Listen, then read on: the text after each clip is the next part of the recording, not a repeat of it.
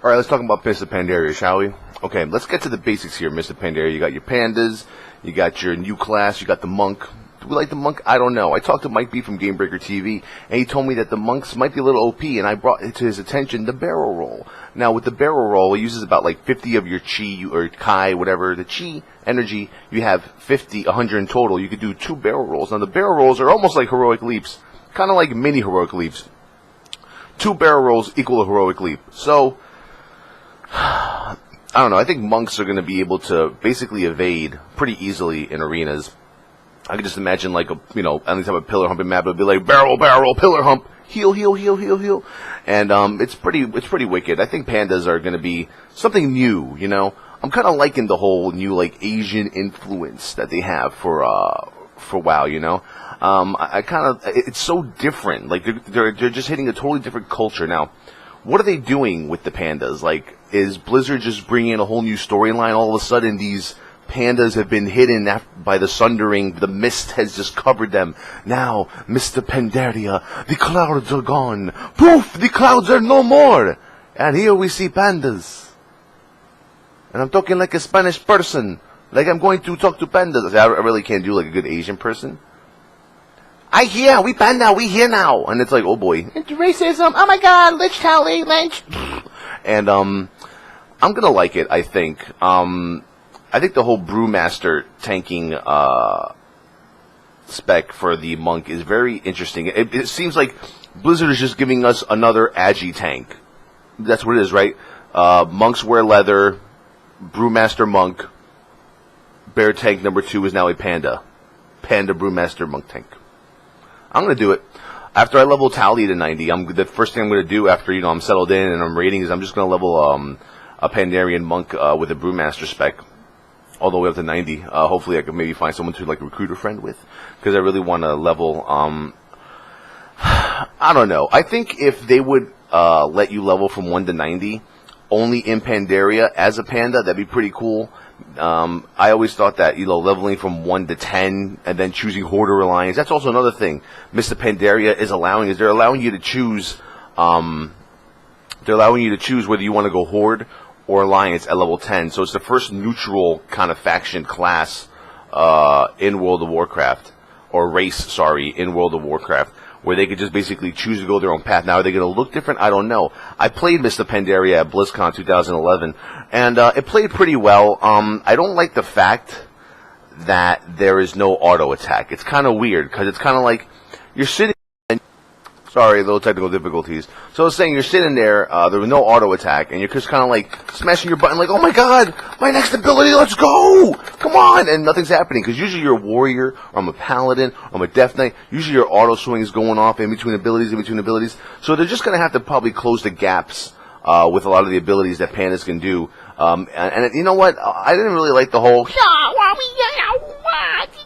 Oh shit, my hammer fell. I was like, no, my hammer come back. As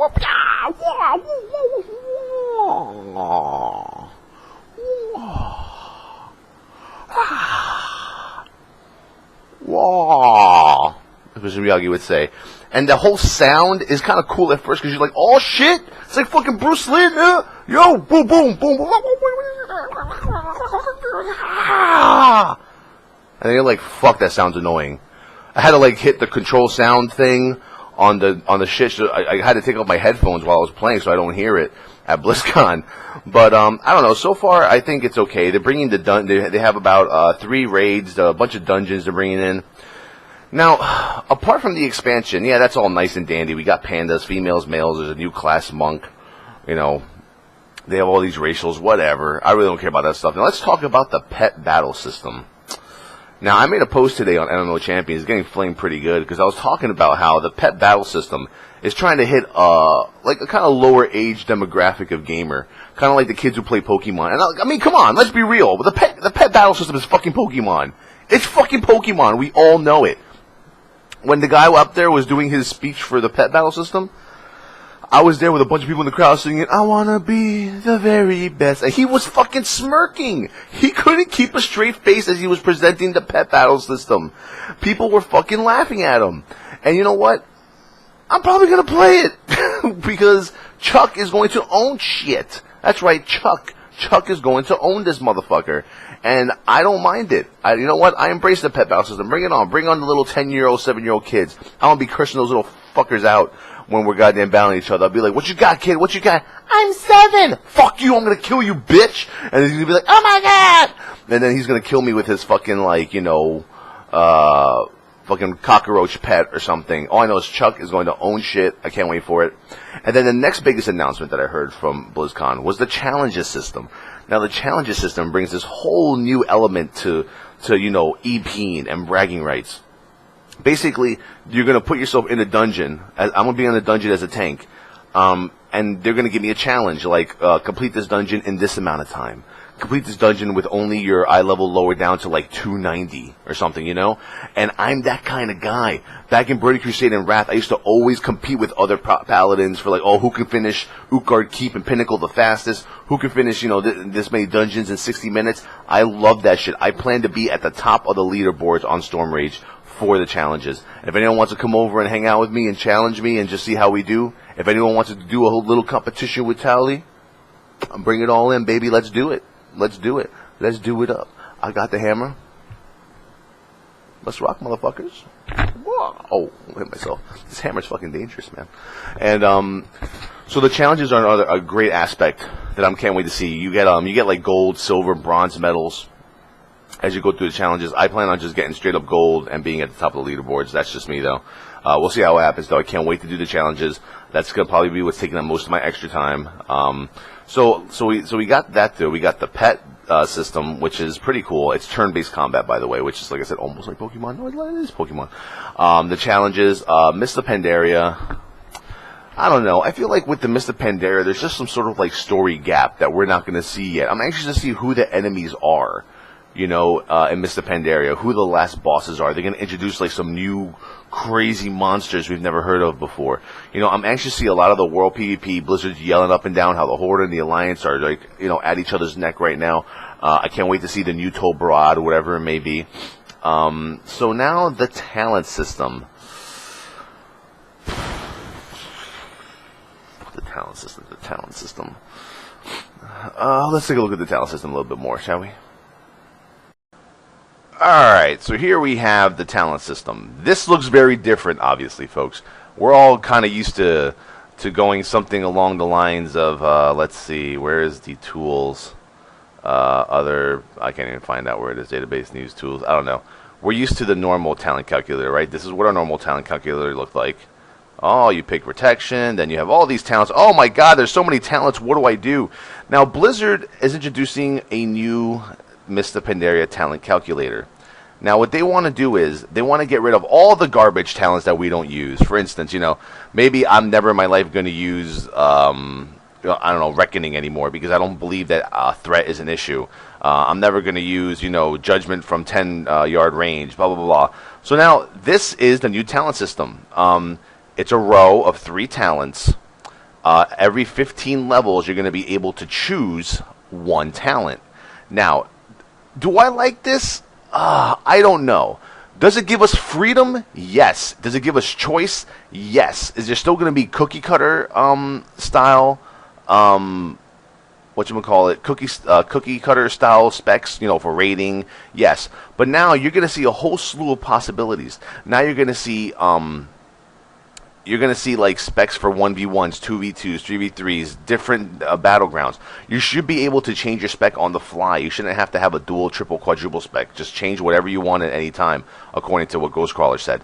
Now, let's take a look at some of the abilities here for Paladins. We have Speed of Light, increases movement speed by 60% for 6 seconds. You radiate healing to nearby enemy allies. That's kind of like the Holy talent, or the Holy, where Holy Radiance, you pop it, and then you heal everyone, and then, you know, you're also moving a bit faster. Then there's Long Arm of the Law. Your successful judgments increase your movement speed by 45% for 4 seconds, and then Pursuit of Justice, depending on how many charges of Holy Power you have, is how fast you can move. Now, I'm probably going to go Pursuit of Justice, only because I'm always generating Holy Power from my tanking ability, so I'm always going to probably have at least 10% movement speed, except for when I hit my Shield of the Righteous or a Word of Glory finisher. So, as you can see, I could have gone whichever way I want. I could technically pick all of the healing abilities and then tank as my normal, and just tank normally. It's so weird what you can do. So you have your Pursuit of Justice.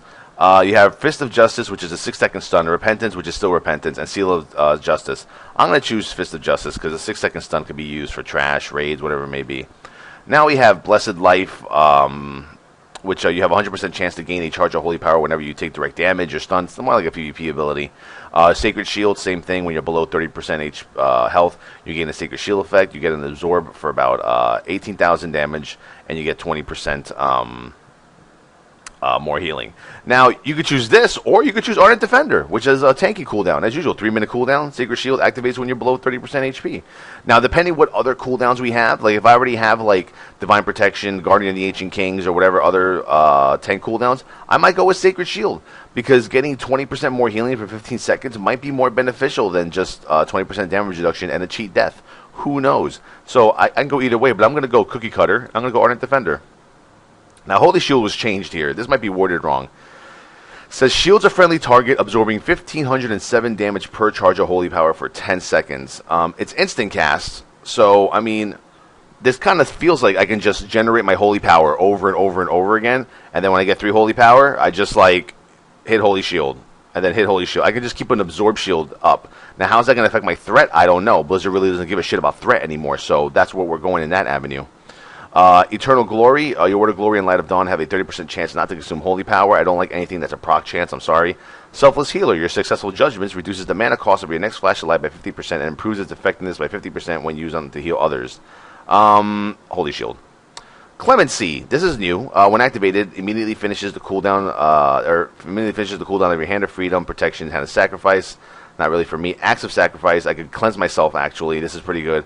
Veneration, your consecration causes the veneration effect on the party or raid members within its area. Veneration, you are immune to movement impairing effects for 6 seconds. This is more like, once again, a PvP ability. I'm going to go with Acts of Sacrifice. Now, let's take a look at these abilities here. Holy Avenger, right? These look a little new. Summoning your Guardian of the Ancient Kings also imbues you with the power of a Holy Avenger. Holy Avenger, none of your abilities consume holy power, and cast as if 3 holy power were consumed last 10 seconds.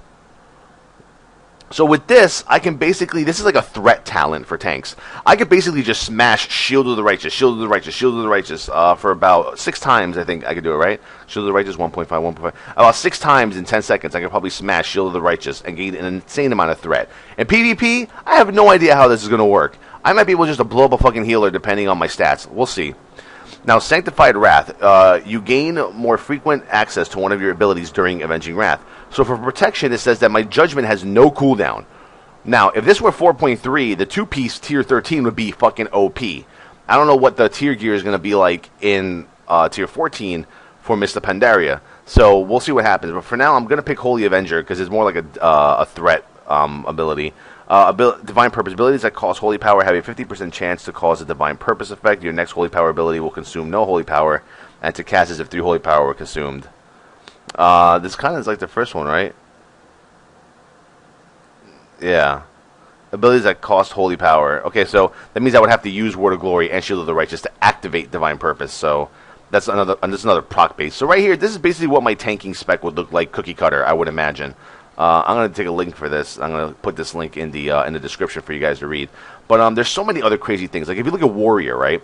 You could be a prot warrior and you could use Bladestorm. It's amazing. You could be a prot warrior and you could use Avatar and do an insane amount of damage. Maybe there's an enrage timer on a boss, and maybe no one gives a shit about Shockwave. Maybe you're in a boss fight where Shockwave isn't really even used. Is it going to cost? Is it going to give you a big threat loss? Probably not. Death Knights. Look at Death Knights, man. Look at Force Grip. This is like an AoE Death Grip, and then you have Rolling Blood. Your Blood Boil ability now triggers Pestilence if it strikes a diseased target. I can just imagine like picking one target, diseasing it, popping Gorfine's Grasp, and then Rolling Blood. Oh my god, insane AoE damage. I think Death Knights might actually be the top AoE tanks once Mr. Pandaria hits. But you can go to the Wowhead and check out the new talent calculator. It's pretty cool. But we're going to take it back to the video log here. And yeah, good job. Talent system. Let me know what you guys think. Actually, let's have a little fun with this. If you guys like the new talent calculator and you like the new talent system, you like the new outline, if you like the freedom to choose whatever you want, if you want to be a healing tank or a tank DPS and you want to be able to hybrid yourself in a way that's really fun, you know, then hit the like button. If you don't, hit dislike. I'm anxious to see what you guys think about the talent calculator. So that was the talent calculator. Hopefully you guys like it. I don't know. In the description below, just say whether you like it. Hit like if you like it. Hit dislike if you don't like it. It's pretty much your choice. Sorry, trolls. When you dislike my video now, it's not really going to matter. Sorry. But we'll talk more tomorrow about Mr. Pandaria. Once again, if I had to give it a hammer up for challenges, hammer up. Pet battle system, neutral. Talent calculator, Towellee's verdict, down. I don't like choice. Fuck choice. Give me the one fucking spec I need to kick ass and leave it at that. And those are my, and Mr. Pandaria overall. Hammer fucking face! Yeah, I'll say yes to it. I'll say yes to another expansion. Why not, right? Let's do it. Let's do it, Mr. Pandaria. I hope I'll see all you guys there with the pandas and shit. We'll all be leveling together. We're a community. We love each other. Oh my god, it's so amazing. We'll talk more about other changes, lore changes and stuff tomorrow. For now, I'll leave you guys with these two video logs. Hope you enjoyed. Let me know what you think about the talent system. Be honest. Be honest.